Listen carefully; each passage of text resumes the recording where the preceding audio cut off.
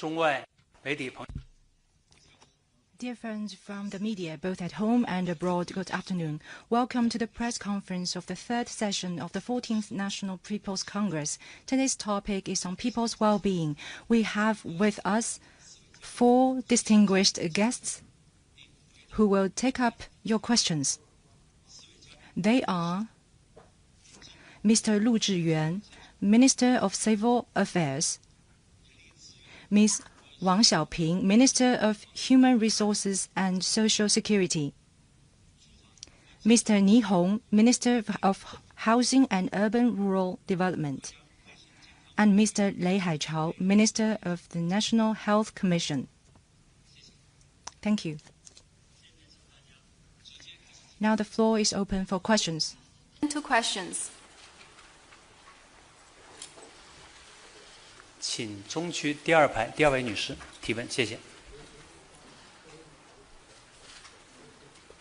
您好，人民日报民生周刊记者提问，我的问题提给陆部长。党的20届3中全会指出，加强普惠性、基础性、兜底性民生建设。今年政府工作报告对此也做了具体部署。党中央、国务院不断推进民生改革发展，政策惠及越来越多的群众。那么，请问陆部长，下一步民政部如何落实推进加强普惠性民生建设工作？谢谢。 People's Daily. As pointed out at the 3rd plenary session of the 20th Party Central Committee, more efforts will be made to ensure that public services are inclusive, meet essential needs, and provide a cushion for those most in need. There are also specific plans laid down in this year's report on the work of the government. With continued efforts made by the Party Central Committee and the State Council to reform China's civil affairs and improve public well-being, these policies will benefit more and more people. Minister Lu, could you elaborate on the next steps that the Ministry of Civil Affairs will take to enhance inclusive public services? Thank you for your question. General Secretary Xi Jinping pointed out that Chinese modernization prioritizes people's well-being. To strengthen inclusive, basic, and last resort public services is an important requirement to realize common prosperity for all. It is also a vivid manifestation of the socialist system's strengths. In the past, civil affairs efforts were mainly for safeguarding the most vulnerable population, to safeguard the basic people's livelihood. So it is about basic and last resort public services to meet the essential needs and provide a cushion for those most in need.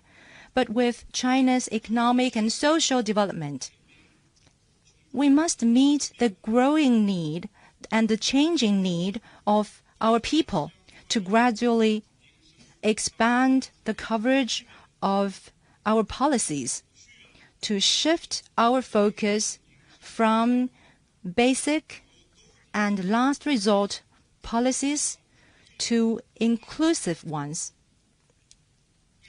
To sum it up, we should realize 4 shifts. Number 1, to shift the focus of social protection from specific groups to broader populations in need. Inclusiveness, first and foremost, means to cover more people in need. For example, for child's care, with China's economic and social development and rising medical care levels,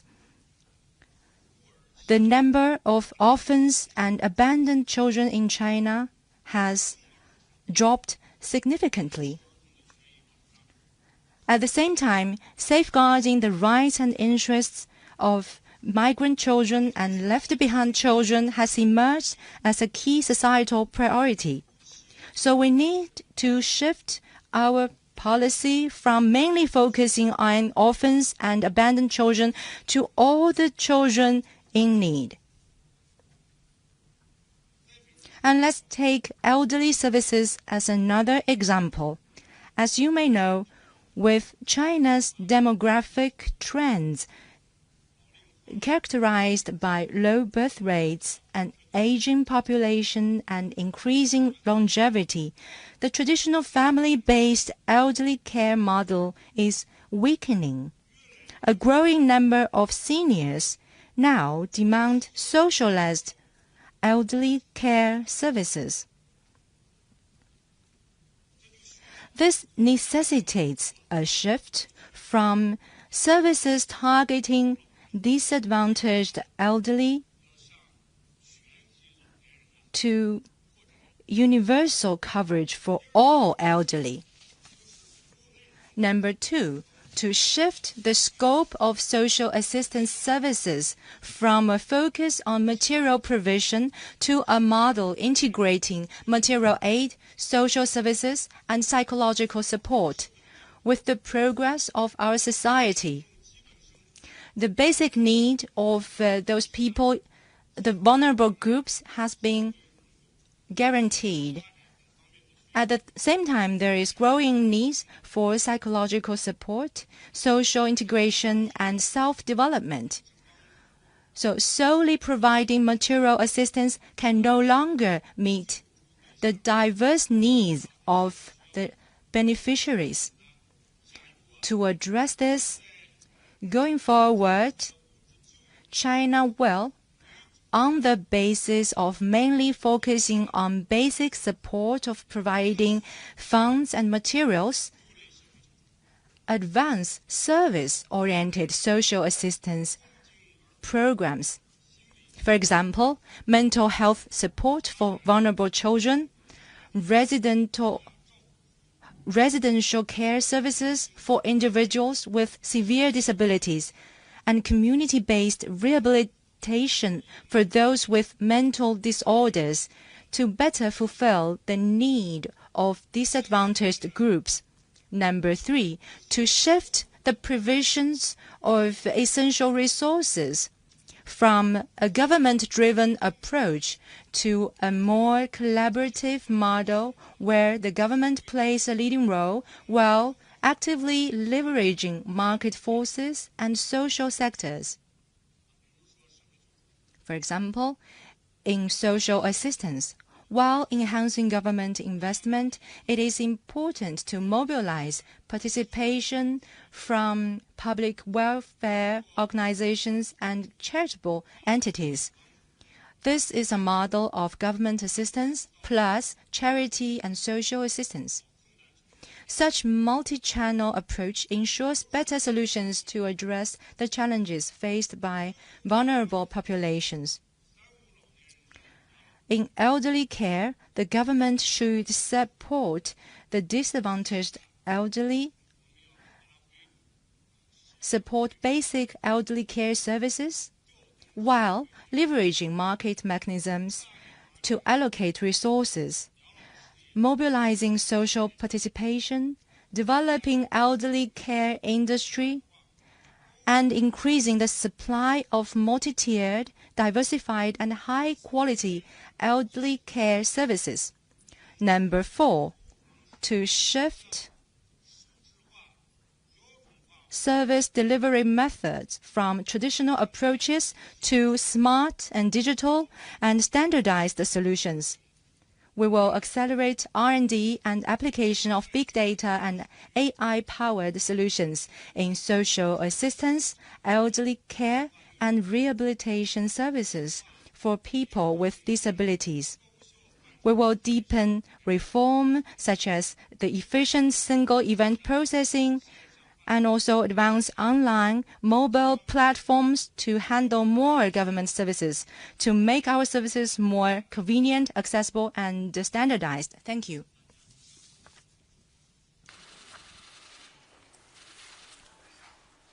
请北区第3排第3位女士，谢谢。谢谢主持人，各位部长们好，我是中央广播电视总台的记者。我的问题想提给王小平部长。王部长你好，现在社会各界都非常关注就业的问题，所以在这儿想请问您如何看待今年的就业形势？另外，对做好今年的就业工作有哪些考虑？谢谢。China Media Group. I have a question for Minister Wang Xiaoping. Employment is a matter of concern for all social sectors. What do you make of the employment situation in 2025, and what considerations do you have on promoting employment? I know this is a topic on the mind of most of the people because employment is the top priority for people's livelihood. As for this year's employment situation, I wish to sum it up in 2 sentences. Number 1, to stabilize and expand employment remains an arduous task under pressure. This year, there will be 12.22 million fresh college graduates. The employment scale of people lifted out of poverty has to be above 300 million. And there is a large number of agricultural transfer labor force as well. So there is a growing pressure and there are growing structural problems. And all this put pressure on employment and increase of income. At the same time, the external environment is increasingly complex and severe. The foundation for China's sustained economic recovery and growth is not strong enough. And number 2, the overall employment situation is stable and showing a good momentum of improvement. Last year, faced with the impact from the external environment and multiple challenges in domestic development, the CPC Central Committee and the State Council took more robust and innovative measures in conducting macro-regulation in light of evolving conditions and promoted notable economic recovery, boosted public confidence, and realized the positive interplay between economic growth and stable employment. This year's government report says that macro policies will be more proactive and effective. And it makes clear that the policies will be people-oriented. More funds and resources will be used to serve the people and meet their needs, to provide stronger support for economic growth and employment. With the solid progress in China's high-quality development, a large number of new technologies, new products, and new scenarios have been applied on a large scale. The potential for diverse and differentiated consumption continues to be released. The vitality of all types of business entities and innovation and entrepreneurship has been effectively stimulated. All these have laid a solid foundation for our efforts to stabilize and expand employment. In the first 2 months of 2025, enterprises accelerated resumption of work and production after the Spring Festival holiday. Migrant workers left home for work earlier in an orderly way. The job market has got off to a good start. Employment bears on each household and the whole nation. This year's report on the work of the government sets the target for GDP growth of around 5%, which reflects the need of employment and people's need. And it also sets the target for surveyed urban unemployment rate at around 5.5% and over 12 million new urban jobs. This reflects a stronger measure to stabilize and expand employment. We will refine employment-first policies and make better use of various types of funds and resources to stabilize existing employment and increase employment increments, improve employment quality and help people get employed and increase income. And priorities will be given to the following 5 aspects. First, we will build an employment-friendly development model. That is to enhance the employment boosting capacity of development and make the process of high quality development a process of improving and expanding environment. This is the fundamental solution to employment.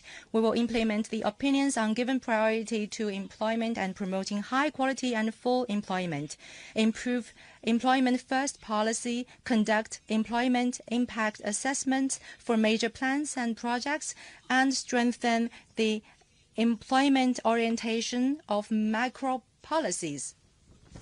We will improve policy coordination to ensure better coordination between fiscal, monetary, and industrial policies to boost energy with employment policy. And we will expand domestic demand, enhance the building of the modern industrial system, stabilize foreign investment and foreign trade. In this process, we will have more high-quality employment.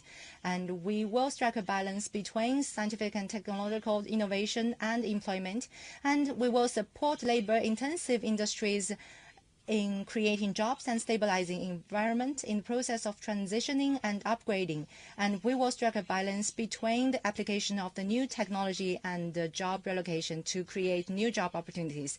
Second, we will carry out employment support plans. Priorities will be given to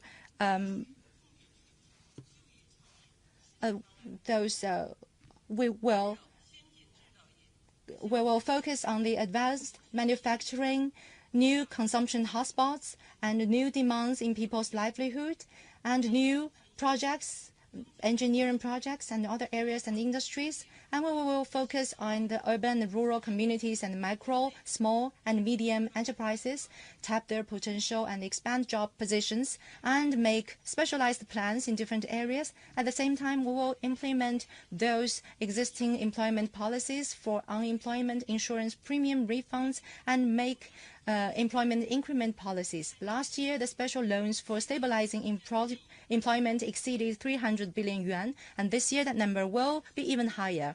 Third, we will enhance the matching will better matching people with job positions.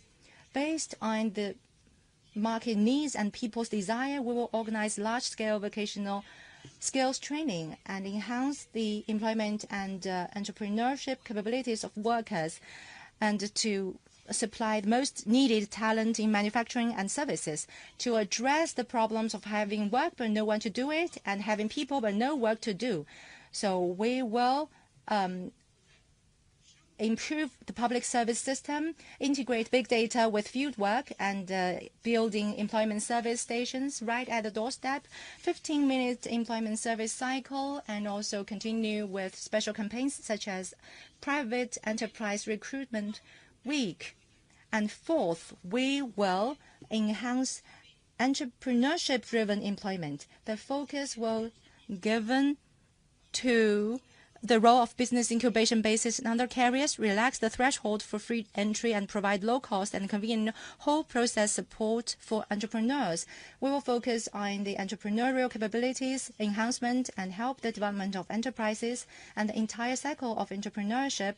We will enhance the linkage of 4 entrepreneurial initiatives and to better leverage the multiplier effect of entrepreneurship. And we will simplify the individual entrepreneurship procedures and offer package-based services and transition from multi-department runs to one-click solutions. Last year, the Entrepreneurship Guarantee Loan Program was 270 billion yuan, and this year we will also increase that number. Fifth, ensure stable employment for key groups. For college graduates and young people, we will roll out a new round of supporting policies to stabilize hiring volumes and expand community service programs, for example, 3 supports and 1 assistance initiative, and implement internship program targeting 1 million placements. And we will also promote job search boot camps and also enhance the certificate programs. And for those people lifted out of poverty and other rural migrant workers, we will expand their channels of employment, enhance labor coordination, build labor brands and help them to increase income. And for people with employment difficulties, we will help them find jobs and provide targeted assistance to ensure basic livelihood safety net. And we will also help ex-service members get resettled and employed. In addition, we will strive to create a fairer and more orderly employment environment, strengthen protection of the rights and interests of workers in flexible employment and new forms of employment, continue to carry out special campaigns to rectify the order of the human resources market, and investigate and punish illegal acts such as employment discrimination, illegal employment, and recruitment fraud in accordance with the law so as to protect the rights and interests of workers in employment. Thank you. 请南区第2排第1位男士，谢谢。感谢主持人，各位部长，你们好。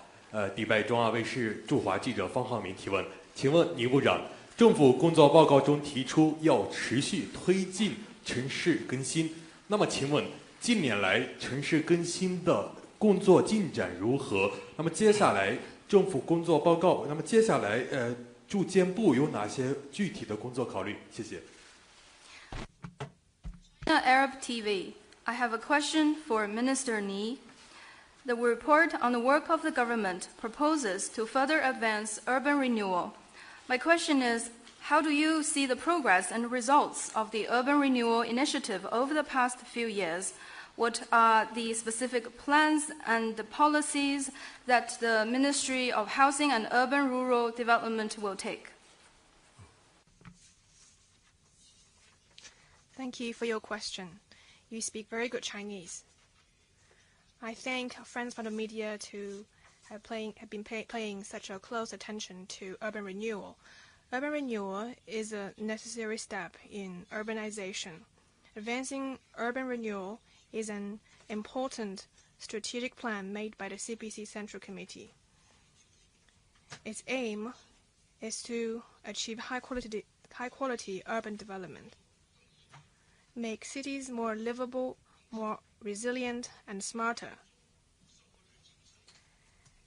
and provide a more convenient, more satisfying and happier urban life for the people. General Secretary Xi Jinping attaches great importance to urban renewal and has given important instructions on multiple occasions. On his inspection trips to subnational regions, he often visits the people in their communities and inspects renewal projects such as renovation of old urban residential compounds. Last April, during an inspection tour to the Minzhu community in Jiulong district in Chongqing, General Secretary Xi emphasized that the renovation of old residential compounds should preserve the historical features of the buildings while at the same time solve real problems for its residents. Last January,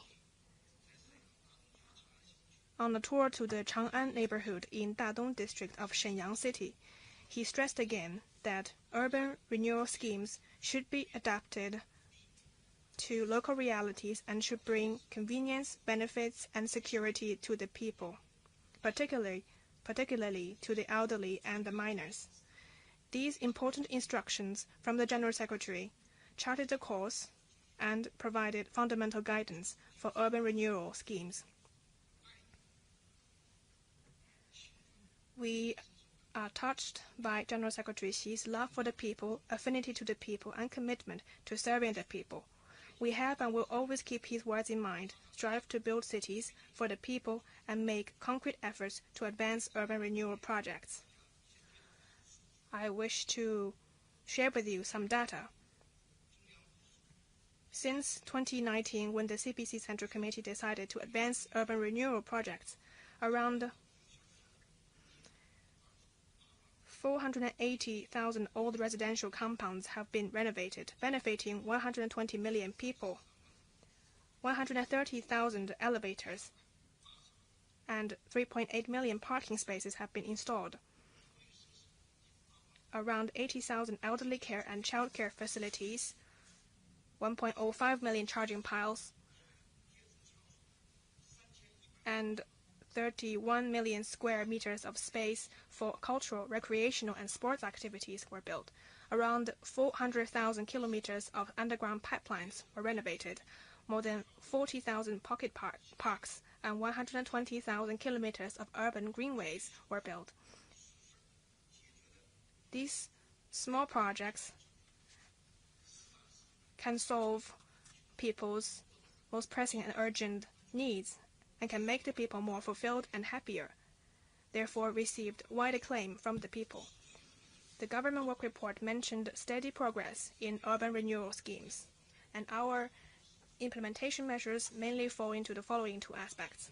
First, we will do physical examinations for the cities to identify the problems. Cities are like living organisms, like us humans.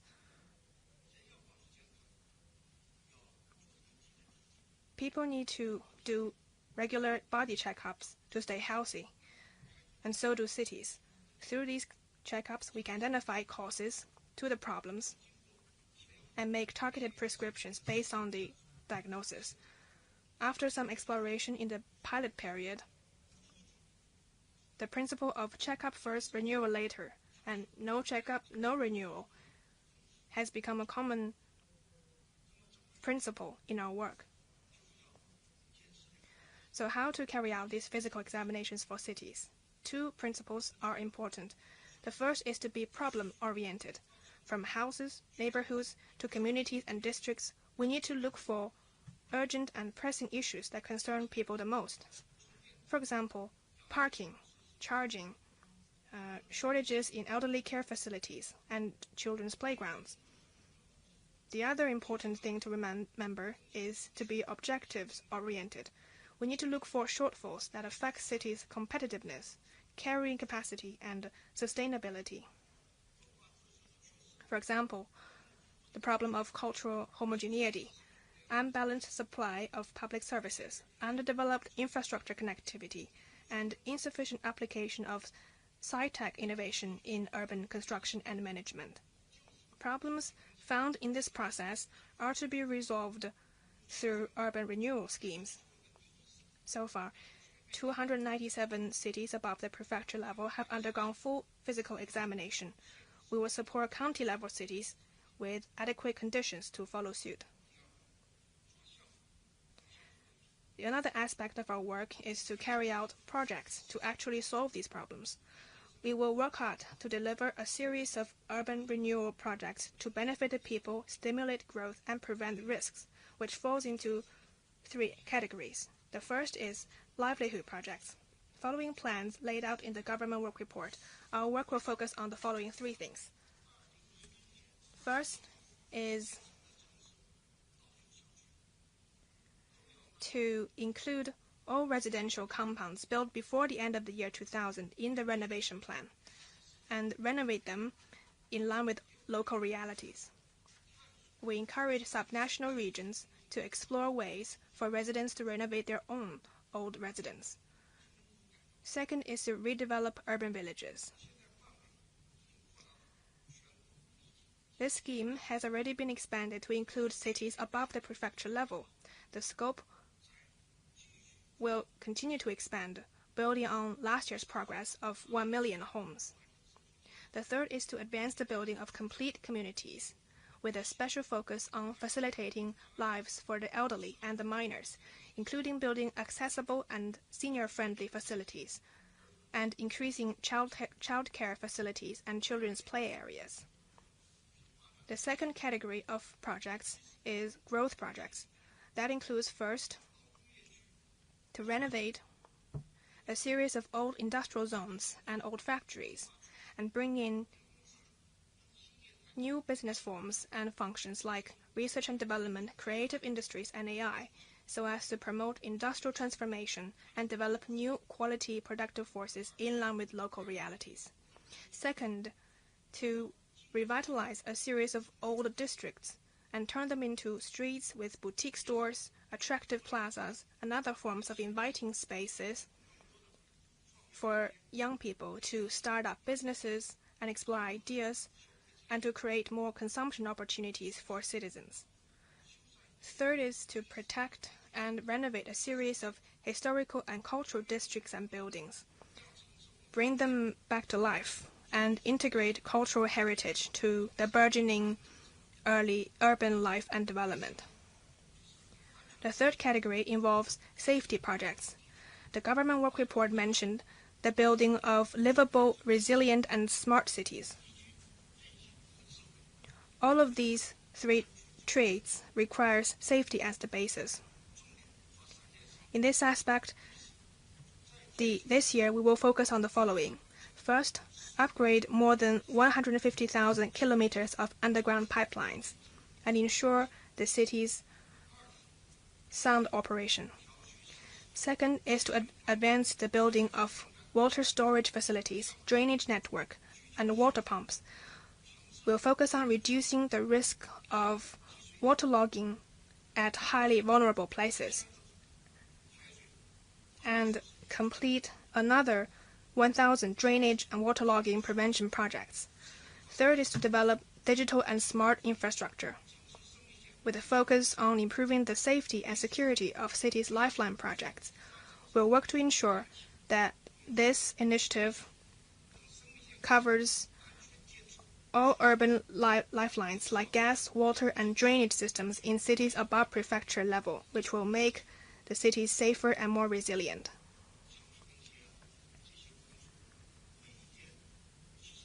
None of these urban renewal tasks are easy. We know that when installing elevators, it's difficult to get everyone on board. When building new parking spaces, it's hard to find the right spot. And construction work would often cause inconvenience for local residents. But to solve these issues, we are lucky that we have our fine traditional values of amity, good neighborliness, and mutual assistance. We need to carry forward these fine traditions and work together to contribute to the contribution, offer our support for the common cause, and work together to deliver on each and every one of these projects. Thank you. 请中区第4排第一位女士。是的。您好，我是澳门日报记者。我的问题想提给雷主任。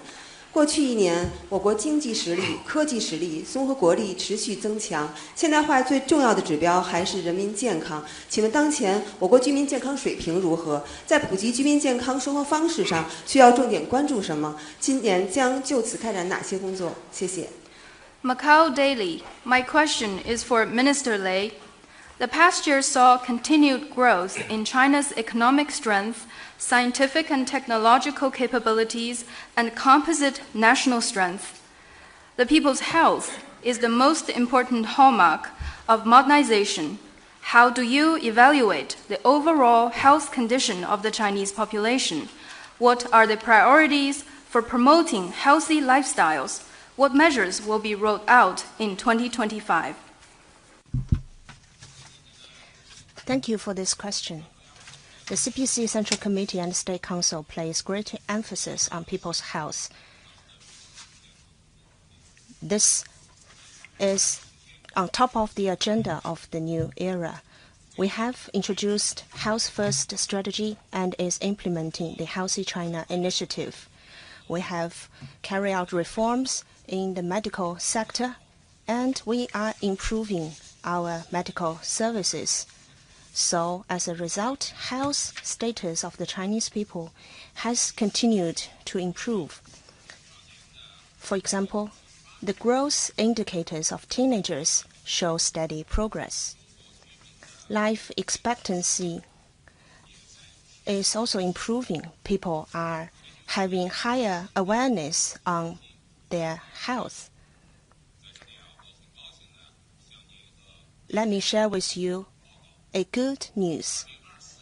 In 2024, life expectancy has reached 79 years old.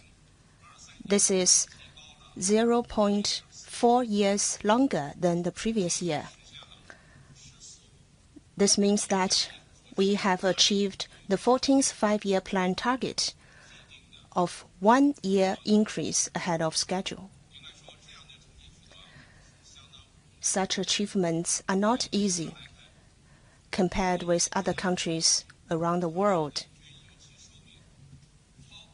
If we have life expectancy over 75 years old,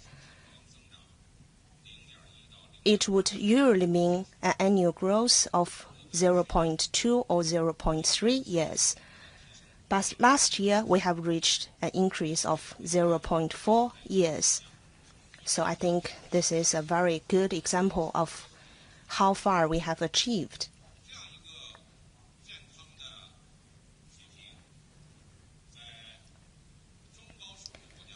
And in terms of this life expectancy, among all the 53 middle and high-income countries, we are ranking the 4th. And among all G20 members, we would rank the 10th among all G20 members.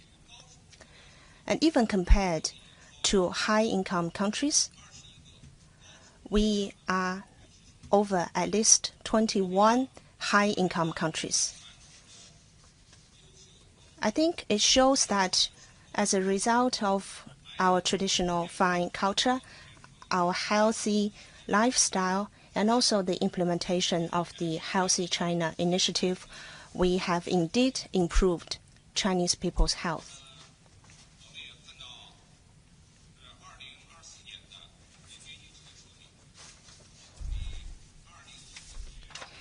And also on life expectancy, it has increased by 1.7 years from 5 years before.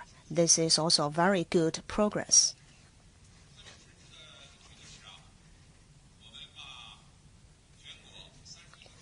Nationwide, the health status of all the 31 provinces have all been increased, and the gaps among different provinces is narrowing, which means that the equity in terms of health is also improving. We are promoting balanced development among different regions and between urban and city areas, and these efforts are also showing good results in the health sector.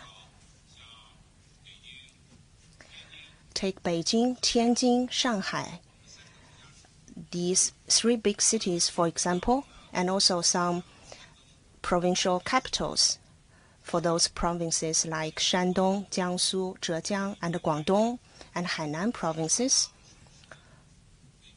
All those cities have over 80 years of life expectancy.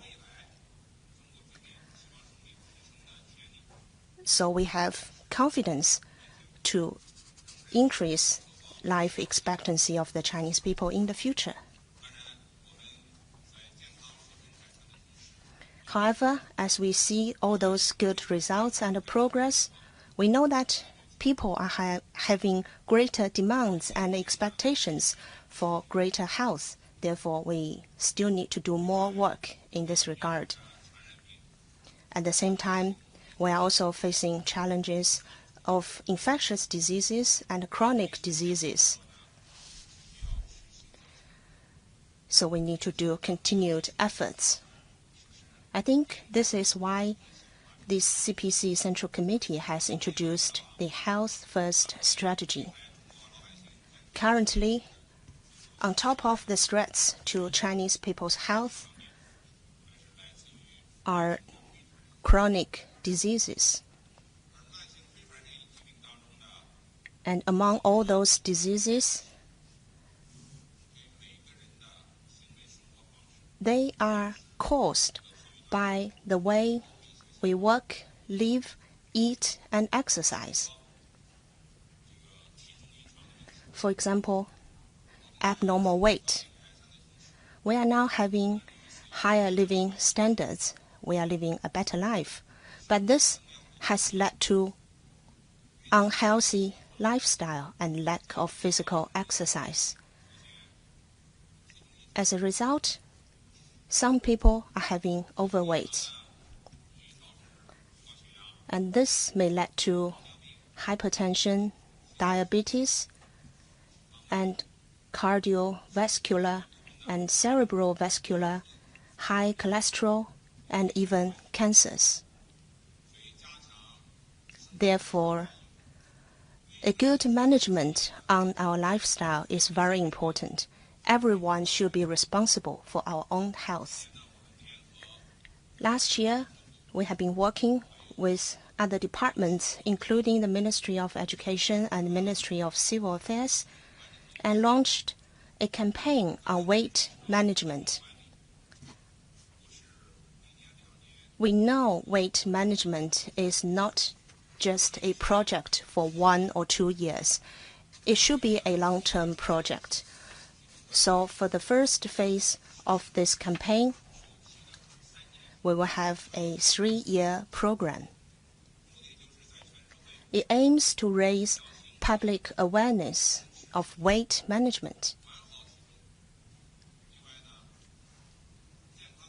It also aims to foster a supportive social environment to promote healthy lifestyles and to enable physical exercise habits. Since the launch, more people are getting on board to act together for a healthy weight. We've noticed that some workplace canteens are offering healthier food. We've also noticed that in urban renewals, we are having longer fitness trails and more facilities for physical exercise. And more people are carefully watching their weight. I believe these will contribute to the prevention and control of chronic diseases.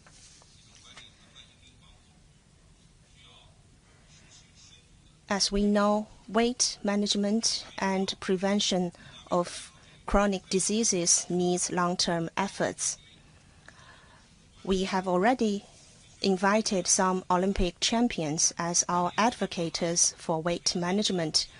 We've also developed some health-themed WeChat emoticons. All these efforts are aimed to invite wider participation in weight management. We will continue to advance this effort in 3 aspects. First, we will engage key stakeholders, including governments, industries, employees, and individuals, to join their efforts. The prevention and control of chronic diseases need the efforts of the whole society. We must work together to cultivate good environment across the society and within different employers. We've noticed that many families and households are having weight scales so that they can have continued monitoring on their weight. And weight scales are also placed in many of the hotel guest rooms. So even when you are traveling for business, you would be able to monitor your weight in hotel rooms.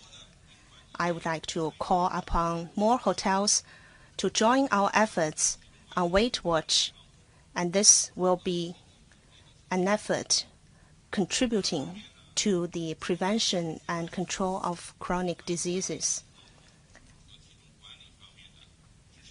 And second, we will do better jobs in raising public awareness. You may know that since last year, we have started regular press conferences named Solar Terms and Health. So every 2 weeks, we would be having such a press conference talking about knowledge on solar terms and health. We will continue this effort this year. And we will mobilize more health organizations to join in the campaigns to raise public awareness. And third, we will combine the efforts of prevention and treatment and offer personalized services, especially for those who are having difficulties in managing their weight.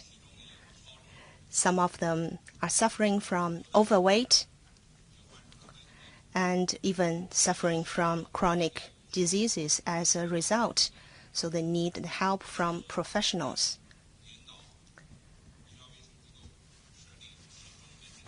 That's why we will guide medical institutions to set up special clinics for those suffering from overweight and obesity to provide professional counseling and treatment. I believe with the help of professionals and with the efforts of individuals, we will be better able to watch our weight. 好，请第一排第4位女士，谢谢。谢谢主持人，各位部长好。香港紫荆杂志记者提问：今年政府工作报告提出开展大规模职业技能培训，请问在这方面有哪些举措？谢谢。Bohemia Magazine, Hong Kong. There will be large-scale plans for upgrading vocational skills this year, which is mentioned in the report on the work of the government. What measures can we expect in this area?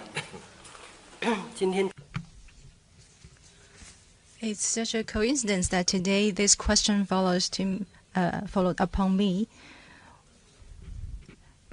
Vocational training is an important way to help people increase their income, and it is a crucial step to address the contradictions between the shortage of skilled talents and the mismatch between supply and demand of human resources. From a worldwide perspective, every technological revolution will cause profound changes in employment. And this time, the new technology represented by artificial intelligence has a more far-reaching impact on the total amount, structure, and model of employment. Carrying out vocational skills training is not only an important way to solve structural problems, but also conducive to improving the ability of workers. So there is urgent need for us to train workers to meet the needs of changing demographic structure and to address the mismatch between supply and demand. And we have to meet the changes, address the changes of greater employment in flexible employment. And we need to foster the professional spirit of perseverance, concentration, and diligence. The government report makes it clear that we should carry out training on large scale to provide more professionals in services sector to meet the need and to enhance the treatment for the skilled personnel. For this purpose, we will focus on one initiative and 3 strengthens. The one initiative is the Skills Illuminate the Future training initiative. Starting from this year, for 3 years in a row, we will provide subsidized training for 10 million individuals annually, and we will support workers in building better careers through specialized skills. We will focus on the most in-need groups, mainly rural migrant workers, unemployed college graduates, people who lost jobs or having difficulty finding jobs, and we will focus on sectors with high employment potential and acute supply-demand imbalances. And we will also give priority to advanced manufacturing and modern services and new vocations and boost skilled workforce supply. And we will also work with other competent departments to carry out special training for elderly care services, long-term care, and continue with the digital talent cultivation campaigns.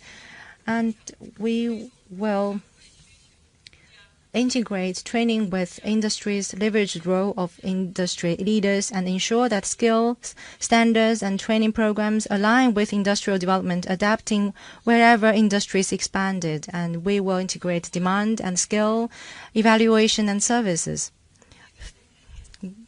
We will also integrate industry, teaching, and evaluation.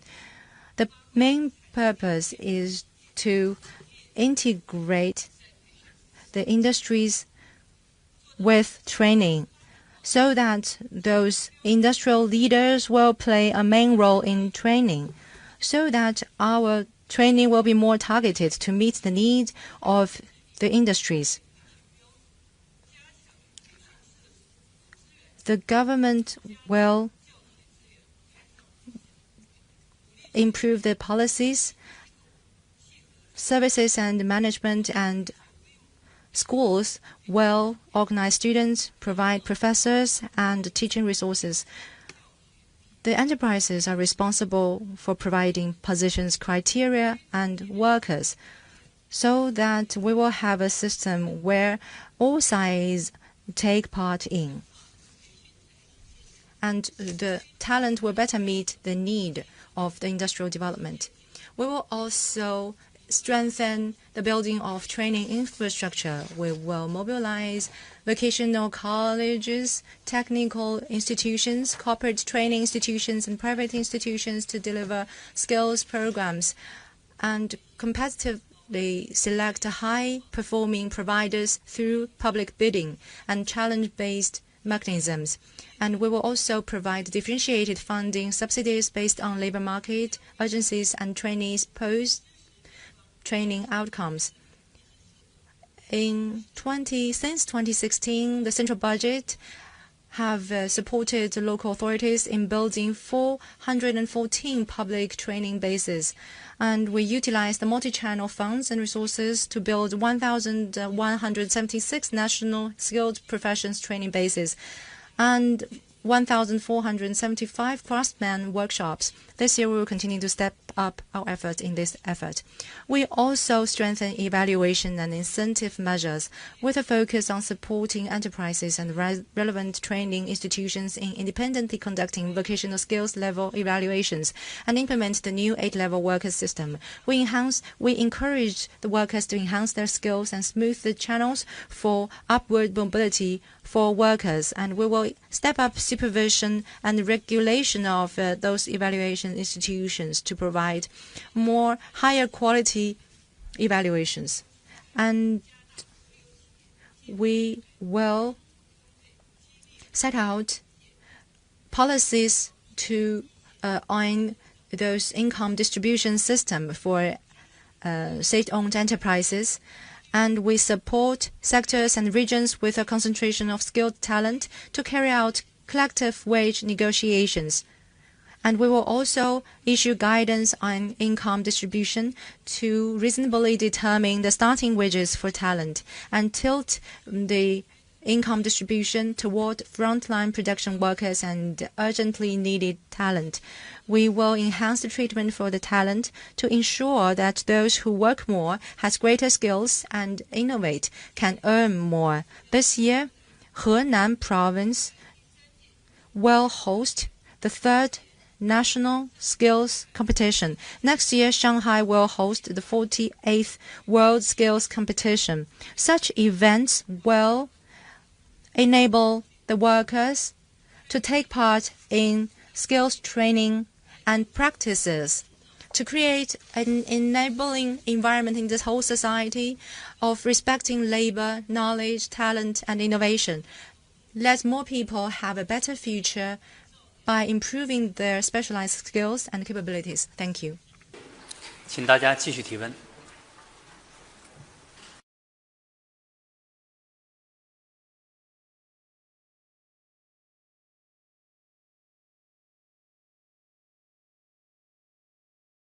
日报记者，我的问题是提给住建部倪虹部长。倪部长您好，今年的政府工作报告提出，持续用力推进房地产市场止跌回稳，社会各界对此十分关注。请问目前房地产市场形势如何？今年在稳楼市方面有哪些考虑？谢谢。Workers Daily. I have a question for Minister Ni Hong of the Ministry of Housing and Urban Rural Development. The report on the work of the government stressed the need for continued efforts to stem the downturn and restore stability in the real estate market. It has drawn attention across the society. What is the current market trends in China's property sector, and what are the considerations for stabilizing the property market in 2025?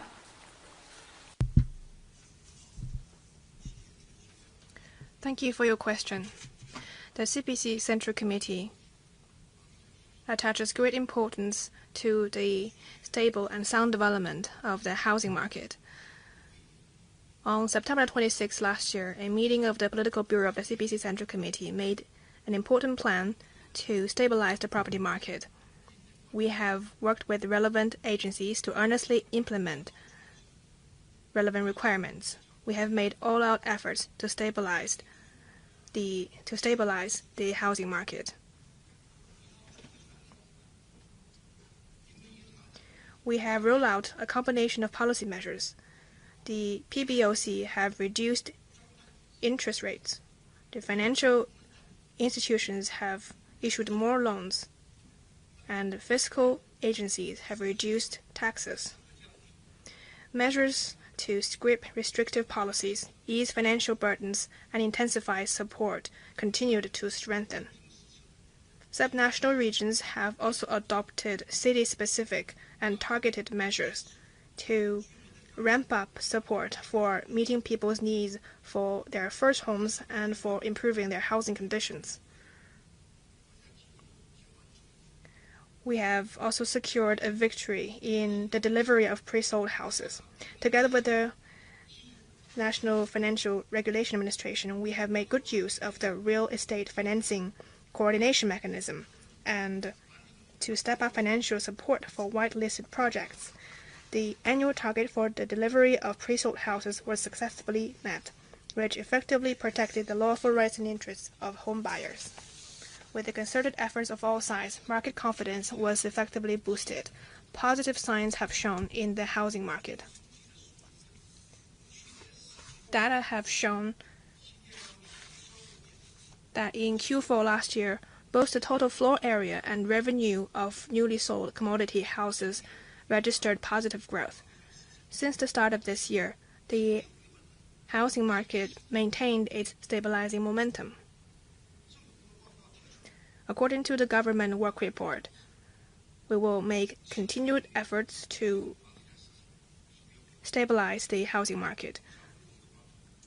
We will work with relevant agencies to balance both short-term and long-term policies, address both symptoms and root causes, and make sure to stabilize the housing market, with special focus on the following areas.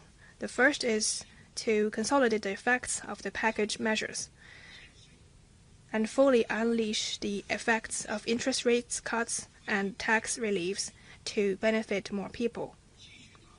We'll continue to ensure pre-sold houses are delivered to protect the lawful rights and interests of home buyers. We will step up loan insurance for whitelisted projects, include all eligible housing projects on the whitelist, and approve loans to all eligible projects as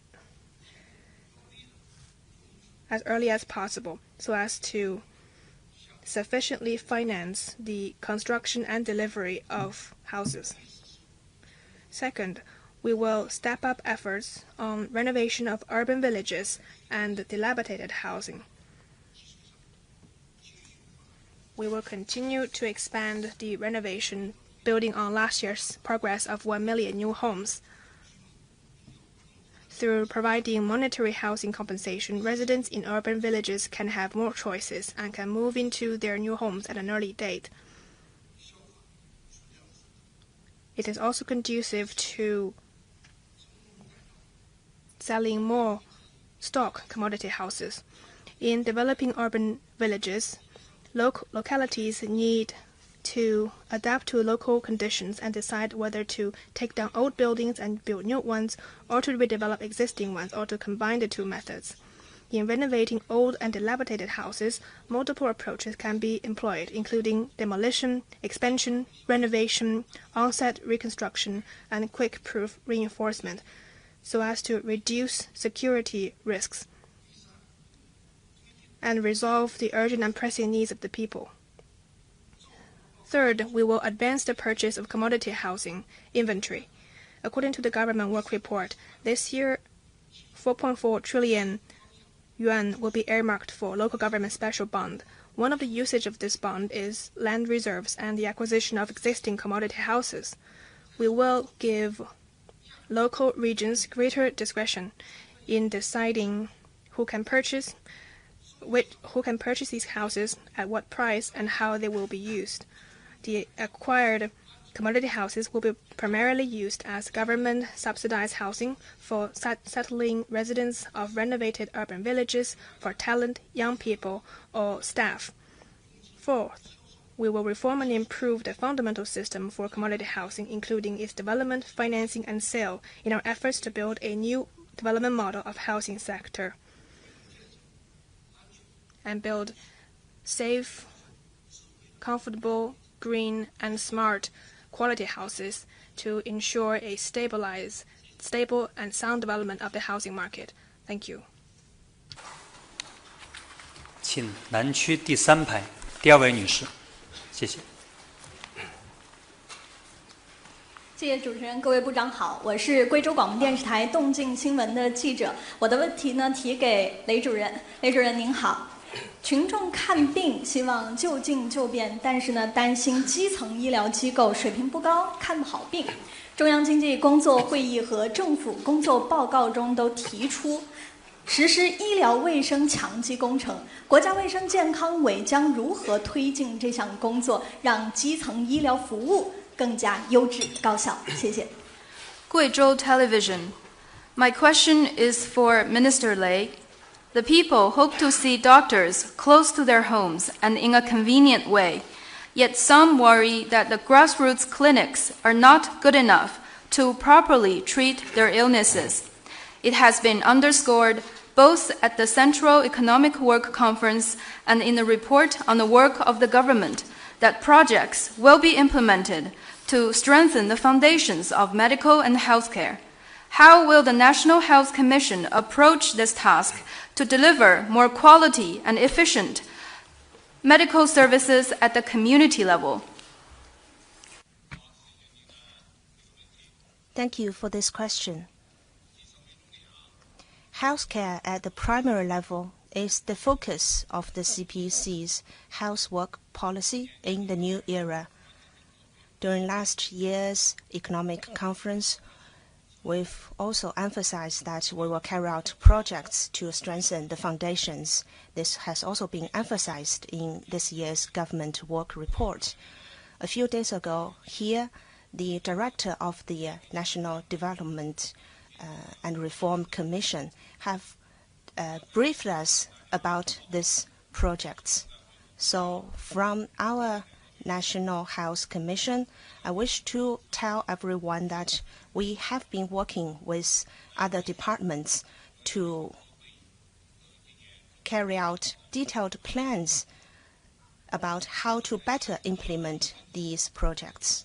Your question is about also the quality of service at the primary level. I think to look at this issue, at the primary level, the ability to address common diseases have been improved over recent years. We cannot compare them to specialized hospitals because at the primary level, they have different focuses and they have different abilities. In China, we have level 1, level 2, and level 3 hospitals because they each have different designated abilities. This does not reflect their ability and capabilities in carrying out medical services. I think we should all pay attention to those differences. Over recent years, we have greatly improved the ability and the quality of medical service at the primary level. We have quite a well-established medical service system in China. Currently, at the village, township, and community level, we have over 600,000 health institutions, and they are providing daily medical and health service to the general public. Over 5 million health workers are working in those primary level institutions. So I think for all of us, we hope that we can find good doctors at our doorsteps.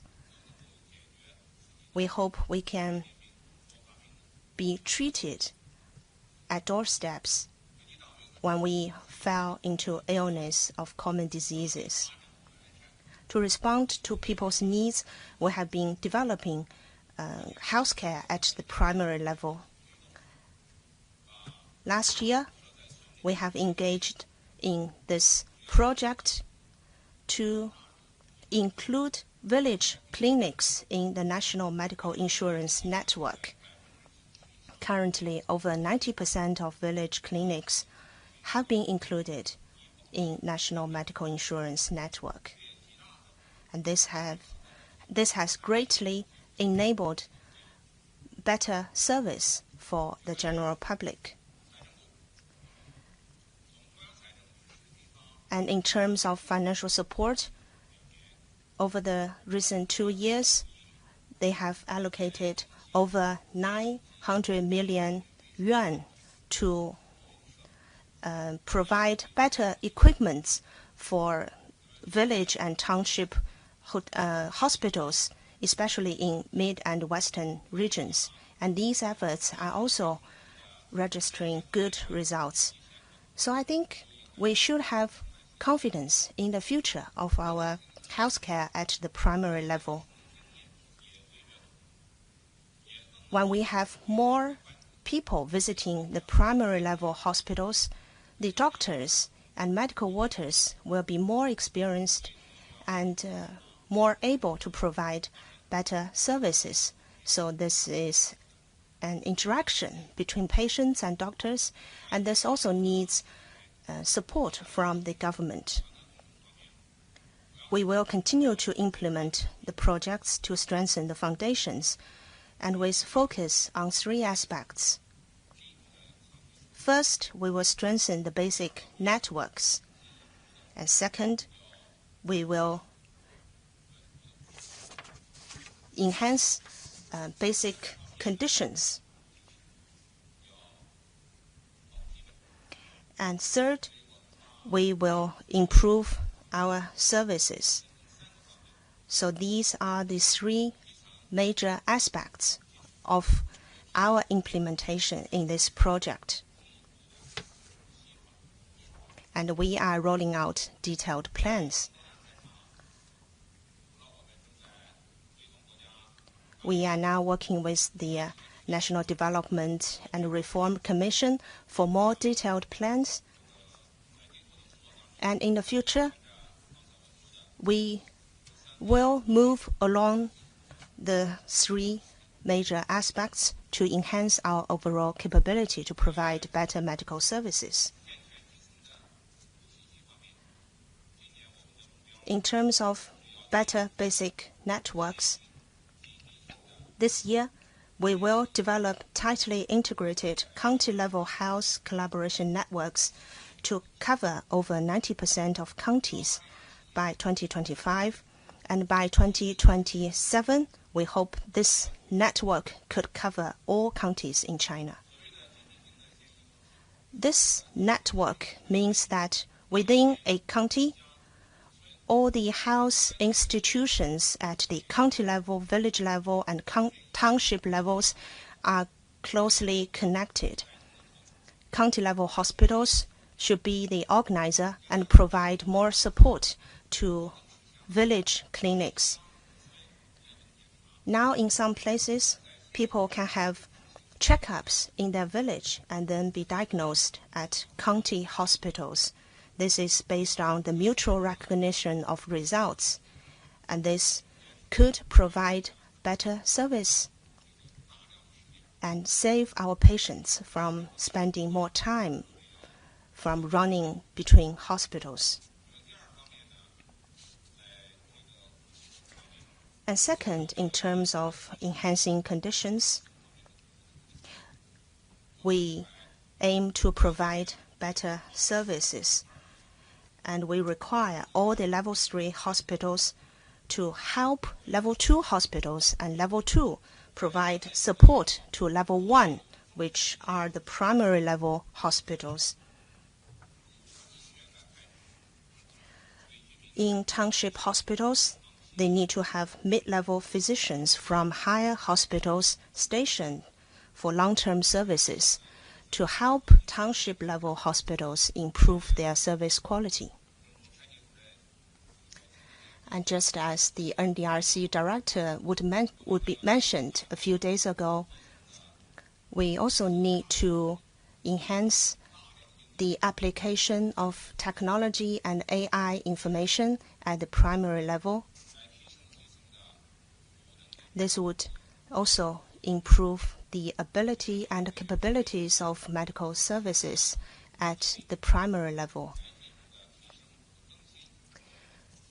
We will also provide support to primary level hospitals to make them better equipped to provide patients with better conditions.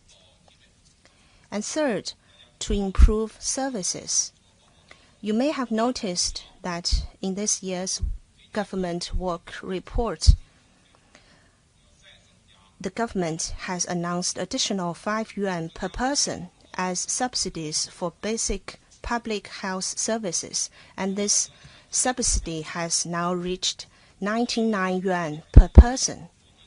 We have 1.4 billion people, so this means a 7 billion additional allocation from their financial area to public health service.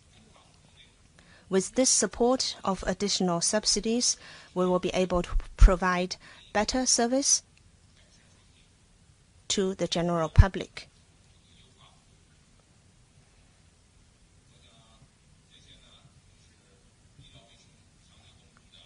I think these are some of the basic plans in our implementation of this project. As we promote our work in the future, we will have more focuses in some specific areas. I think we all hope that we can reach good results out of this project. This is also a good way, an effective way to develop our economy, to ensure our consumption, and to ensure high-quality economic and social development of China. Us in the National Health Commission will earnestly carry out our work to ensure sound implementation of this project. 请中区第2排这名外国记者，谢谢。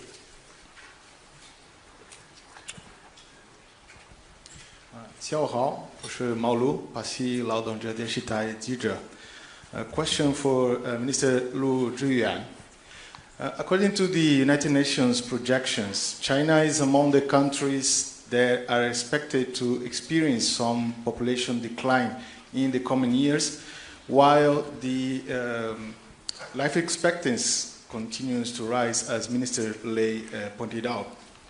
So these demographic shifts present some significant challenges, especially in the elderly care. It's my understanding that the Chinese government and the CPC are increasingly prioritizing these issues. For instance, the CPC Central Committee has introduced some reforms to improve the elderly care services. So, Minister Lu, could you elaborate on the key measures and goals of these reforms? 谢谢。TVT Brazil， 根据联合国预测，中国是未来将经历人口下降的国家之一，而预期寿命正如刚才一位部长介绍的，还在继续上升。这些人口方面的变化带来重要挑战，特别是养老问题。我注意到中国党和政府越来越重视该问题，例如中共中央出台了深化养老服务改革发展的意见。请问陆部长能否介绍一下中国在深化养老服务改革方面的主要举措和目标？谢谢。好，谢谢这位。Thank you for your question. Indeed, it is a matter of great interest to the world, to the society, and the CPC, our party, and the State Council also attach great importance to this matter. Last December, the CPC Central Committee and the State Council released opinions on deepening the reform and development of elderly care services.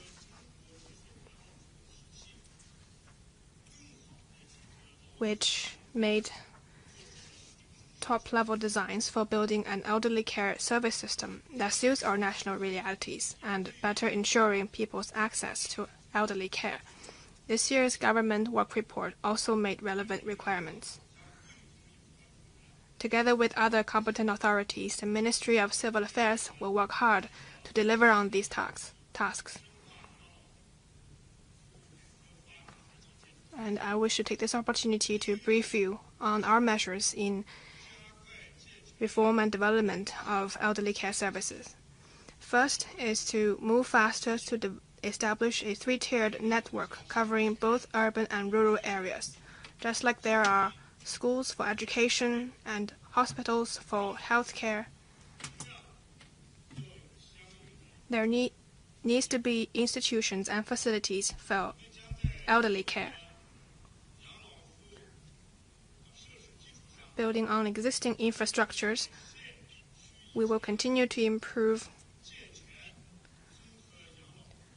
an integrated elderly care system platform in counties and districts, regional elderly care service centers in townships,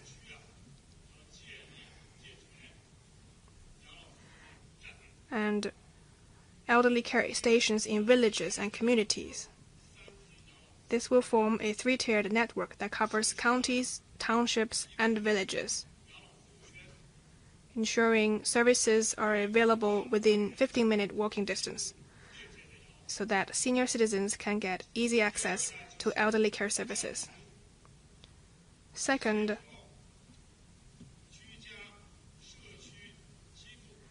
we coordinate home-based, community-based care and elderly care given by specialized institutions.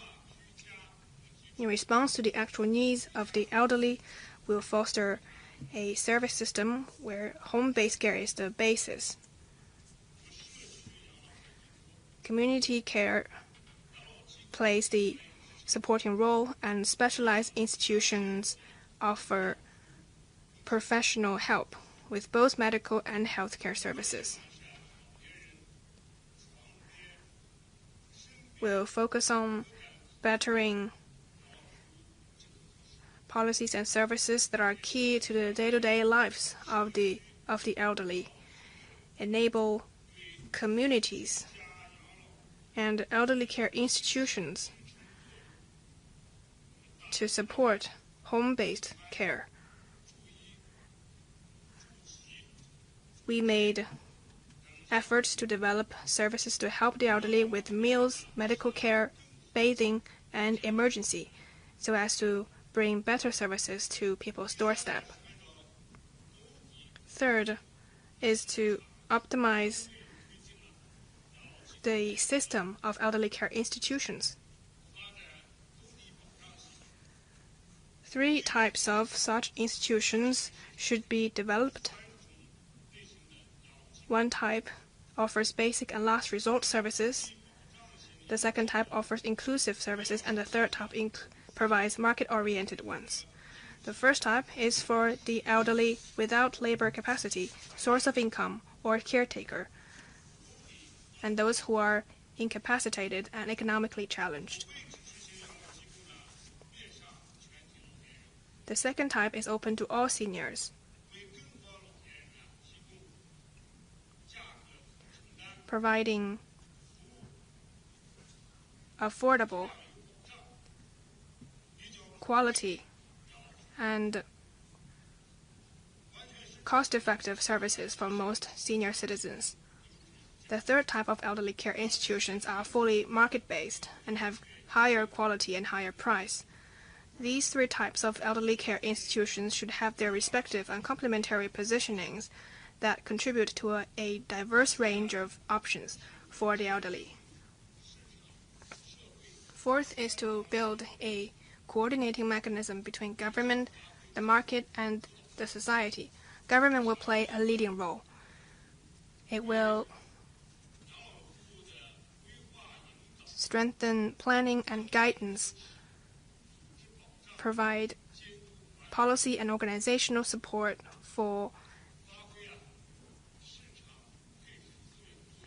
and manage and supervise the provision of elderly care. The role of the market in resource allocation will be leveraged. Support should be given to all types of market entities to participate in the provision of elderly care, so that the sector can grow in scale, form industry clusters, and develop brands, further diversifying market supply.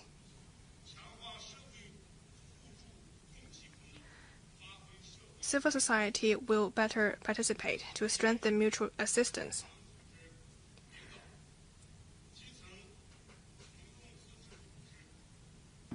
A social supporting system should be established, led by community-level CPC party organizations and widely participated by self-governed organizations, social workers, and volunteers.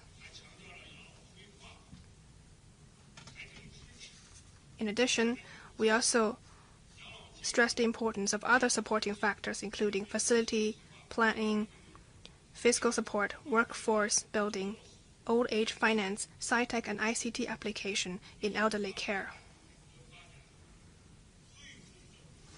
Further reforming and deep developing elderly care is fundamentally to make sure all senior citizens have access to basic elderly care, are properly cared for, and live a fulfilling and happy life in their twilight years. The civil affairs authorities will fulfill the responsibilities of the China National Committee on Aging, work closely with other competent authorities to deliver on each and every one of the Central Committee's measures on reforming elderly care. Thank you. 请大家继续提问。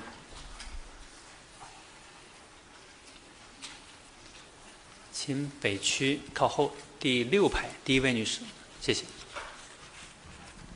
谢谢主持人，部长好。我是河南广播电视台大象新闻的记者。那这个问题呢，我想提问给住建部的倪虹部长。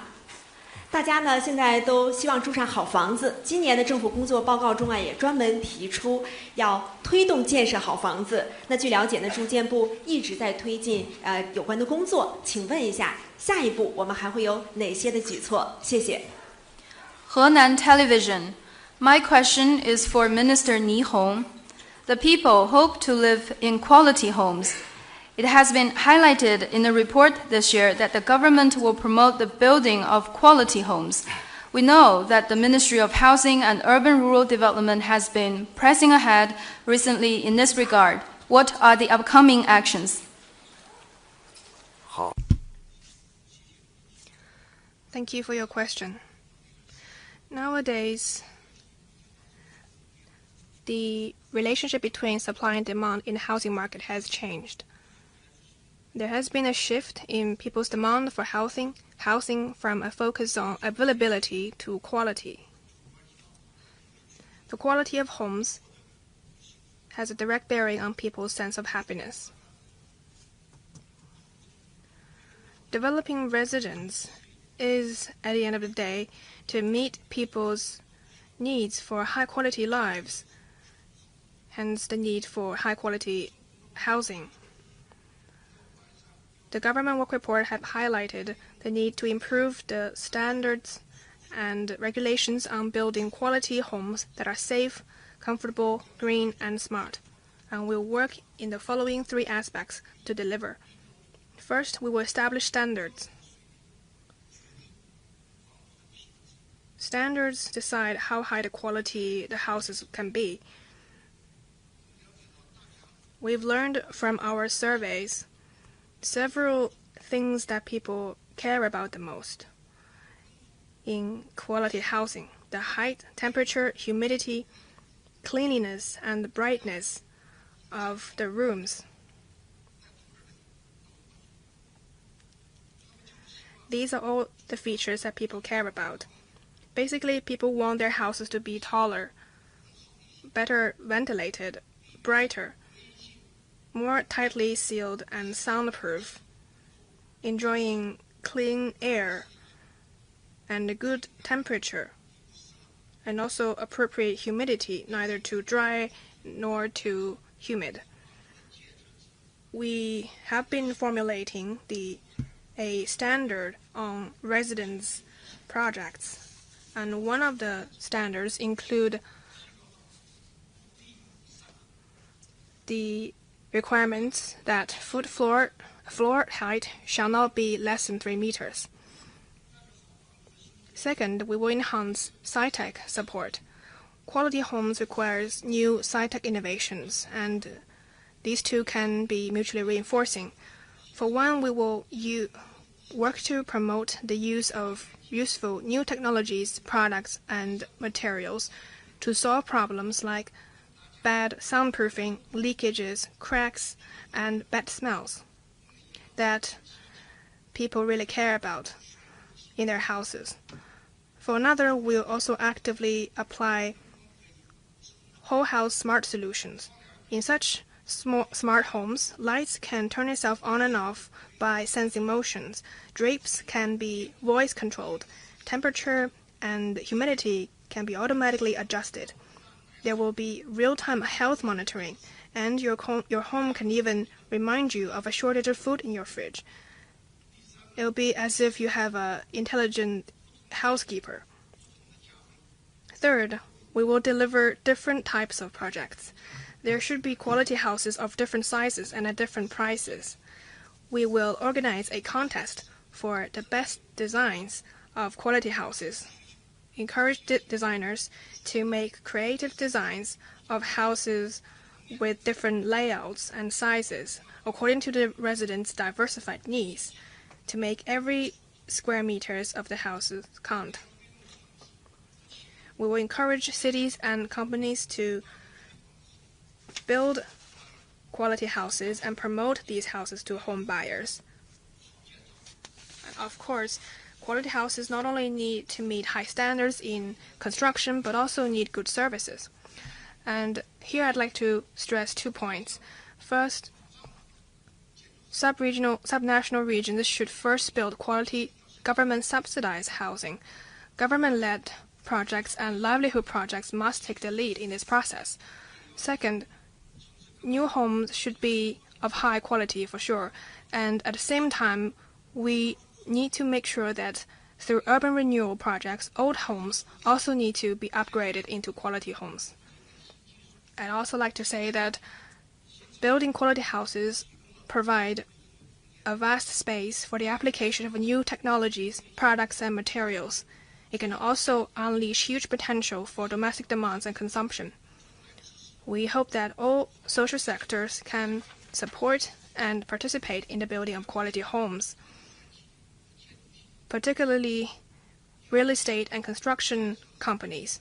They need to see that building quality houses is the future of industrial transformation in this sector. In the future, the companies will compete with each other for new technologies, higher quality, and better services. Those who can seize the opportunity for transformation and provide the people with quality houses and sound services will capture a larger market share and brighter future. Thank you. 请南区第一排第3位媒体记者。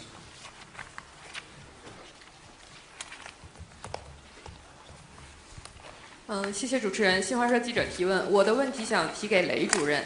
当前儿科和精神卫生优质资源相对短缺，大家看病就医尚有不便。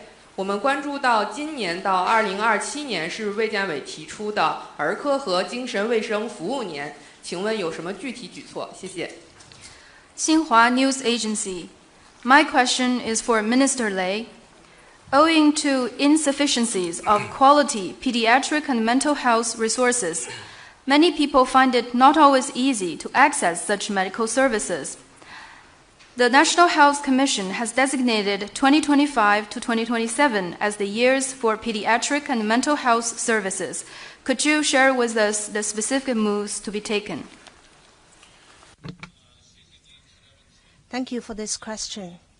This is quite a professional question, and this is also one of the focus in our efforts to improve our medical services. Pediatrics and mental health service are very closely linked to the health of the people. Now parents pay much attention to the healthy upbringing of their children, and with the development of the society, people are also hoping to have more mental health. In developing pediatrics and mental health services, we have been making certain efforts. Currently, in terms of pediatrics, now nearly 8,000 general hospitals across China are providing pediatric services.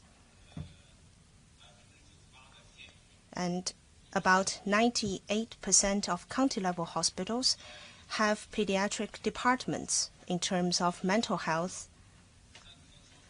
there are about 3,000 special hospitals providing psychological and mental health services, including diagnosis and treatment. And we are also improving the ability of our services. You may have noticed that just a few days ago, during the 2 sessions,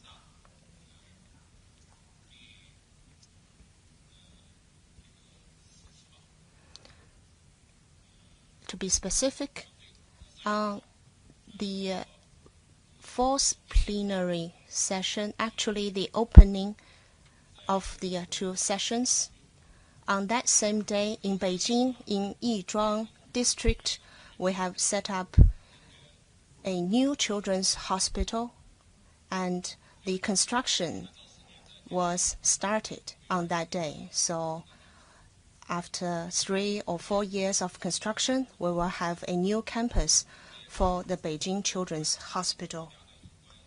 This is one way for us to implement the national plan to provide more pediatric services.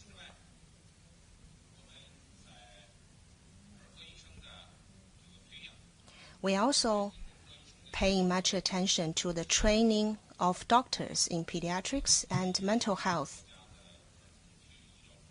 We have regional centers for pediatrics and national centers for mental health. These will provide quality service for the people in terms of pediatrics and mental health. But at the same time, we are also aware of the shortages and notable gaps in providing those services.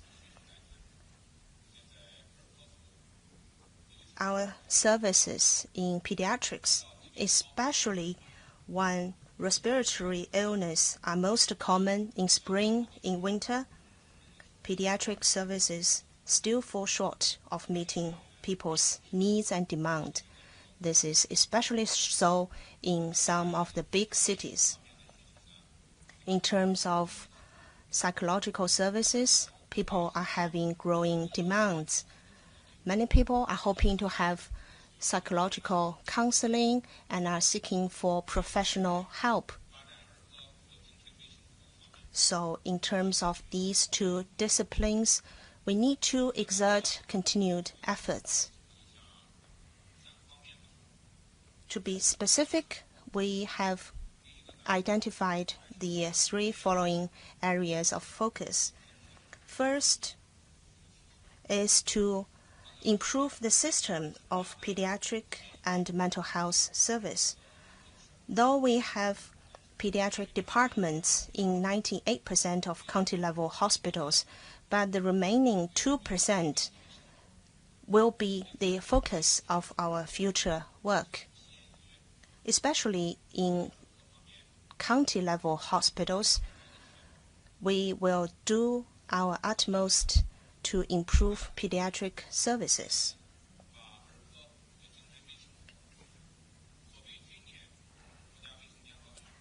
And this year, we have identified pediatrics and mental health service as one of the 8 key focuses in providing better service this year.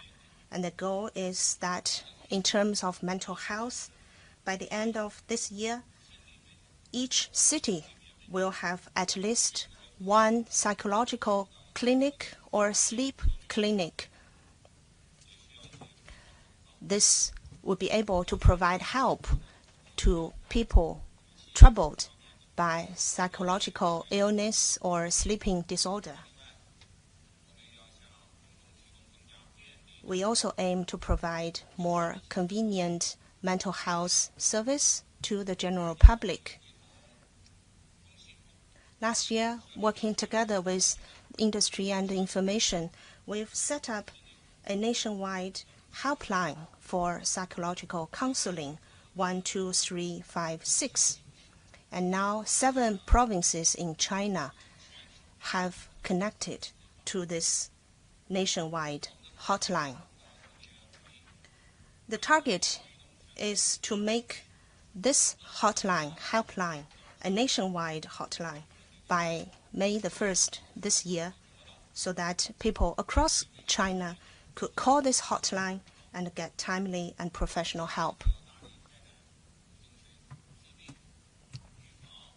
Also, we will carry out awareness campaigns on the prevention and treatment of mental illness, so that when people are equipped with more knowledge, they will be healthier.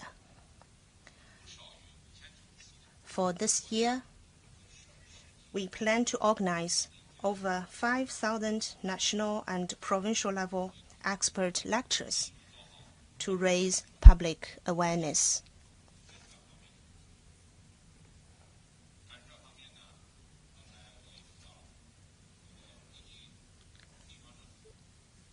I think in addition to our efforts at the National Health Commission, all health departments at different localities are also responsible to join these efforts to carry out more advocacy events so that every household could be better equipped with knowledge and skills on better mental health.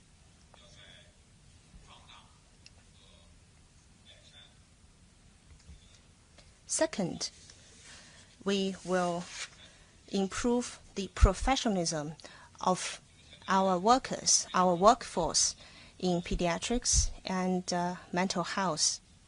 Why now we are suffering from shortage in these 2 areas? Because currently in these 2 disciplines, the doctors are quite busy, and it's difficult for doctors in these 2 disciplines to communicate with patients of these 2 disciplines, because pediatrics, their patients are quite young, so the doctors need to talk to their parents and rely much on their experience to understand more about the illness of a young children. So it takes much time to train a proper pediatric doctor. And the earning, the salary, is not so satisfactory among different disciplines of doctors. Therefore, it affects on the development of this workforce. And similar problems do take place in terms of mental health workforce.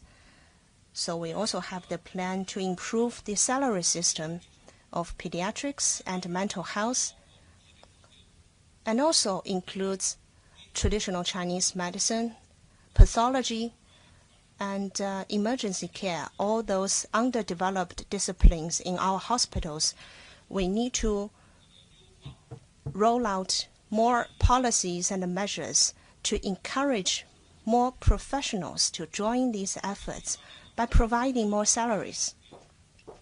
And also, we need to improve our service capabilities.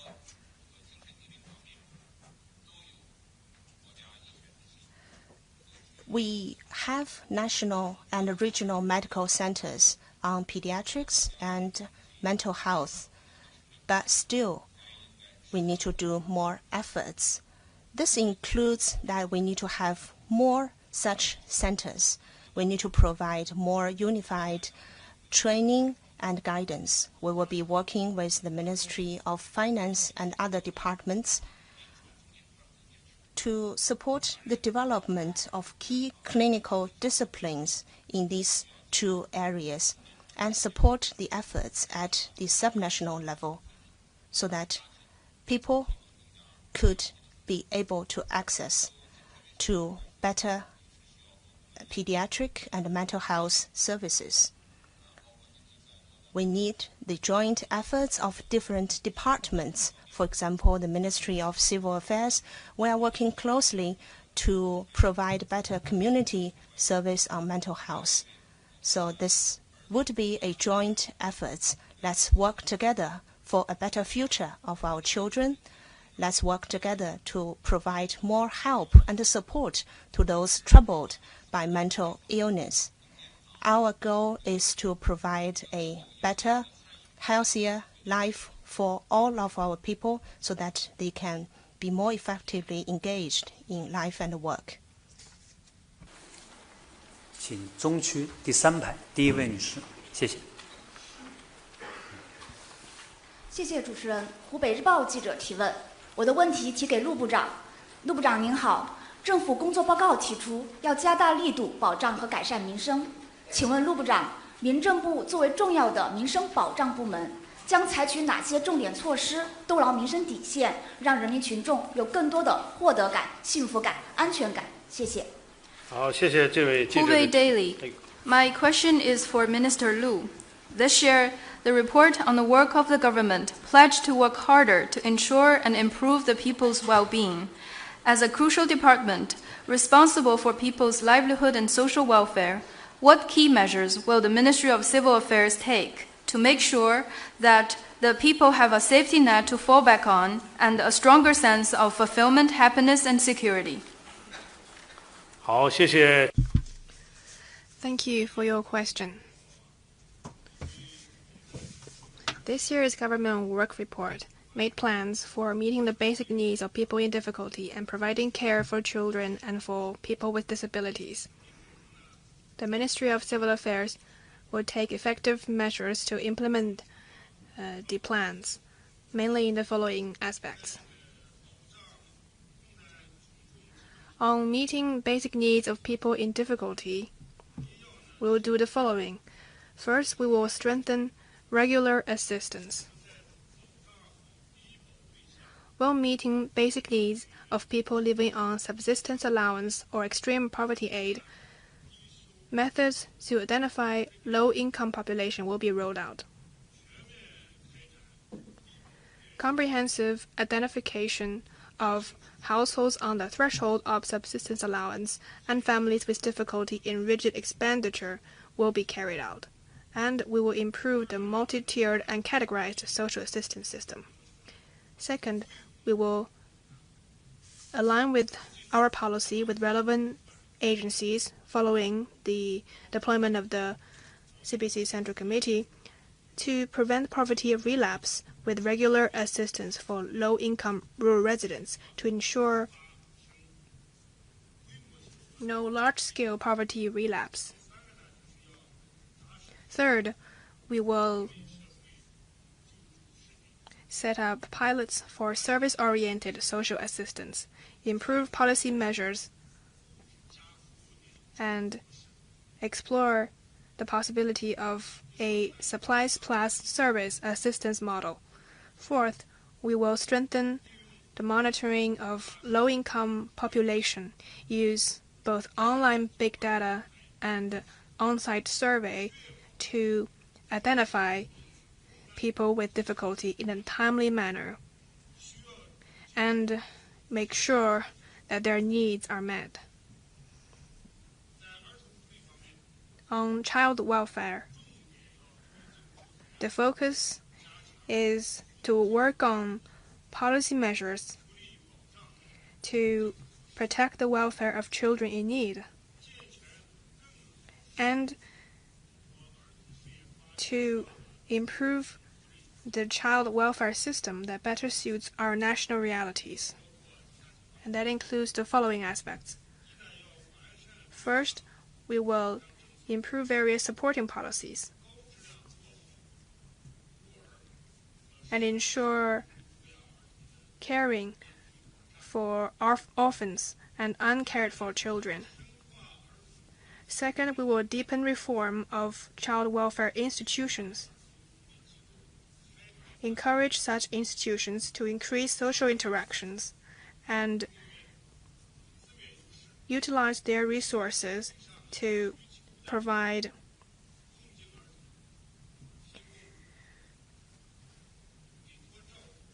caretaking and rehabilitation services for children in need. Third, we will work with relevant agencies to better provide care for children who live with their migrant worker parents and left behind children in rural areas, work to make left behind children feel loved, and provide migrant worker children with equal access to basic public services in cities. On services for people with disabilities, first, we will improve and implement the allowance for people with disabilities in need and the caretaking allowance for people with severe disabilities. Second, we will study and formulate policies to provide more adequate care for and support the development of social care for people with severe disabilities, so as to reduce the burden of families with both elderly parents and children with disabilities, or with multiple members with disabilities. Third, we will develop community rehabilitation services for people with mental illnesses, as is already mentioned by Minister Lei. It is also a responsibility of the Ministry of Civil Affairs. We will continuously work to improve service quality. Basic and last resort public services concern the most immediate interests of the people and have a bearing on social justice and fairness, therefore need to be well regulated to deliver fair and impartial implementation.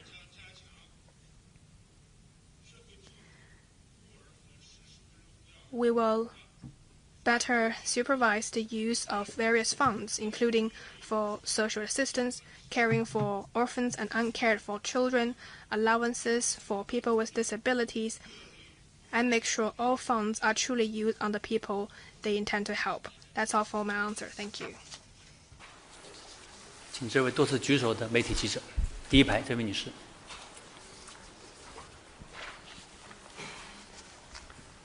谢谢主持人。北京广播电视台记者曹宁提问。我的问题想提给人力资源和社会保障部的王小平部长。王部长您好，社会保障关系人民群众的切身利益。那么我想问一下，今年在社会保障领域有哪些重点工作？谢谢。Beijing Television. I have a question for Minister Wang Xiaoping of the Ministry of Human Resources and Social Security.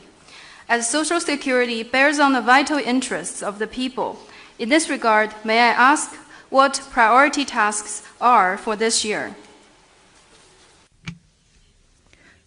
Thank you for your question. Social security is like a safety net and stabilizer for the society. China's social security system is grounded in China's fundamental realities and phased development features. We have adhered to an approach of safeguarding essential needs, prioritizing critical areas, refining institutional framework, and guiding public expectations. Through deepening reform, we strive to address inadequate imbalance and uncoordinated development. This has enabled the expansion of social security from scratch, from urban to rural areas, from professionals to urban and rural residents. We now have a fully functional social security system that is the largest in the world, with distinctive Chinese features to provide a secure and reliable safety net for basic livelihoods.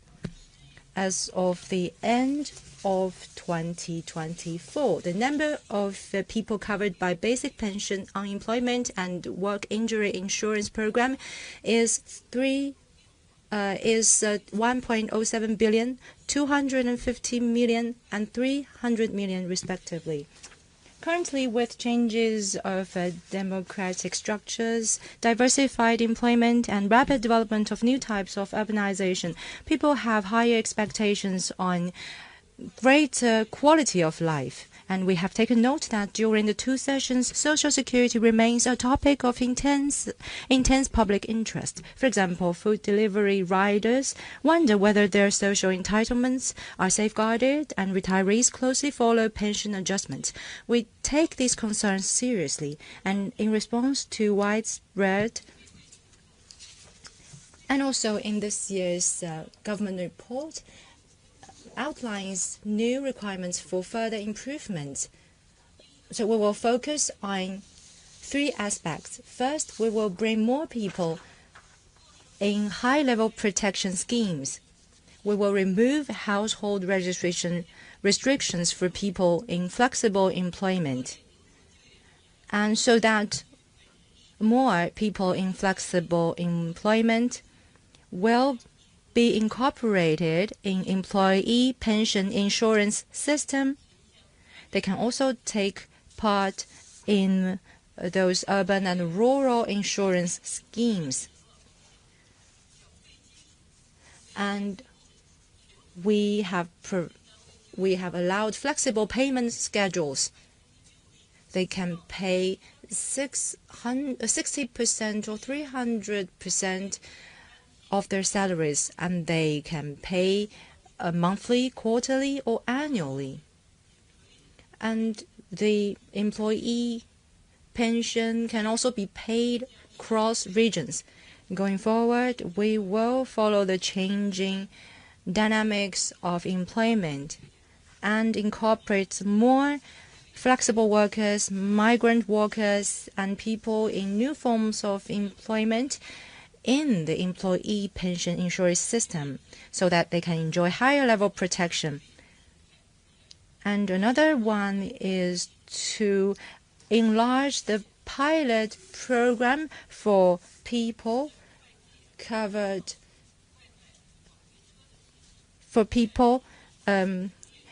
by occupational injury protection.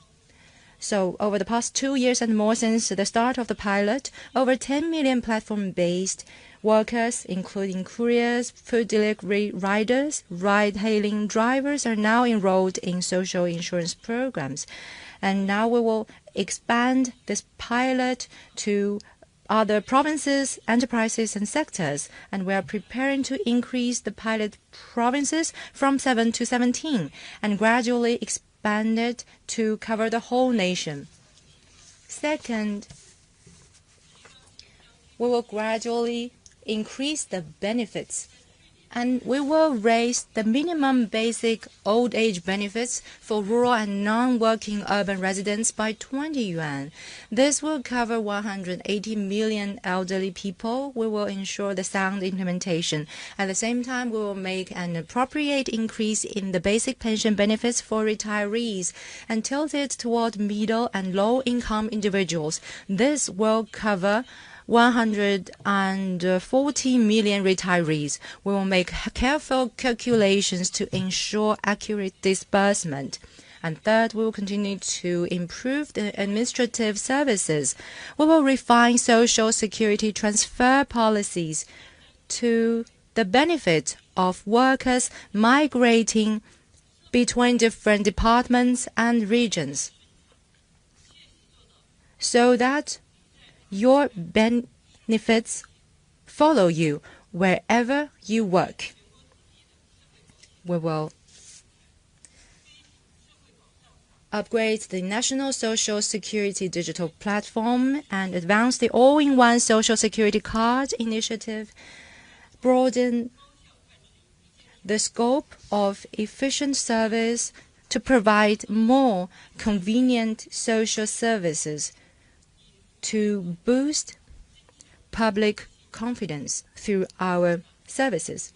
At the same time, we will intensify policy communication to ensure transparency and clarity in social security provisions, making policy easy to understand and remove misconceptions. Thank you. In the interest of time, this is the end of our press conference today. Thank you for coming. Media, because of time limitations, this concludes the press conference. Thank you for attending.